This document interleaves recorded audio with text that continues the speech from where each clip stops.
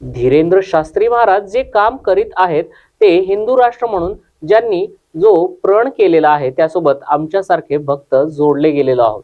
त्यांच्यासोबत लाखो भक्त युवक हे राजकीय दृष्ट्या लोक जोडले गेलेले आहेत। गुरुजींच्या या लढ्यामध्ये आम्ही त्यांच्या सोबत असल्याचं सांगण्यासाठी आणि त्यांचे आशीर्वाद घेण्यासाठी मी पण या ठिकाणी आलेले आहे। पश्चिम बंगालमध्ये सत्तेवर असल्यापासून ममता दीदी यांनी हिंदूंवर अत्याचार केले।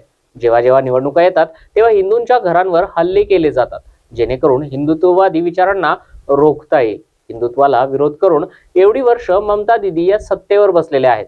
बांगलादेशमध्ये जसे हिंदूंना हाकलून दिलं जातं तसं पश्चिम बंगालमध्ये सुद्धा ममता दीदी तसंच करू पाहत आहेत। पण आता देशात हिंदुत्ववादी विचारांचं सरकार आहे, त्यामुळं त्यांचा हा प्रयत्न अपयशी होणार आहे। गरज पडली तर हजारो हिंदुत्ववादी विचारांचे कार्यकर्ते पश्चिम बंगाल येथे जाऊन ममता दीदी यांना त्यांची जागा दाखवतील। चंद्रकांत पाटील यांनी उद्धव ठाकरे यांना सुद्धा सत्तेत येण्याची घाई झाली असल्याच्या वक्तव्यावर विचारलं असता घमंड हा चांगल्या चांगल्यांना ताळ्यावर आणून सही रस्त्यावर येण्यापासून रोखतात। उद्धव ठाकरे यांच्यामध्ये मोठा घमंड आहे की त्यांना राम भक्त कधी पचनी पडत नाहीत असं त्यांनी म्हटलं आहे।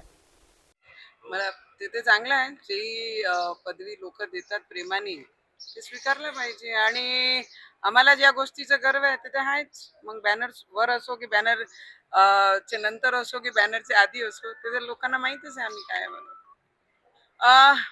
आमचे गुरुजी ज्या पद्धतीने काम करत आहे आणि हिंदू राष्ट्र म्हणून जे त्यांचा प्रण आहे आणि त्या प्रणासोबत आमचे सारखे जे भक्त आहे, ज्यांना वाटते की आमचा राष्ट्र हा हिंदू राष्ट्र झाला पाहिजे आणि त्याकरिता त्यांच्या सोबत आमचे सारखे किती लाखो लोक, किती लाखो युवक आणि नेत्यामधूनही सुद्धा आणि राजकीय क्षेत्रामधूनही सुद्धा आमचे सारखे बरेचसे लोक त्यांच्या पाठीशी उभे आहे। आणि एवढंच सांगायला आणि त्यांचा आशीर्वाद घ्यायला आले की या लढाईमध्ये आम्ही सुद्धा तुमच्या सोबत आहे।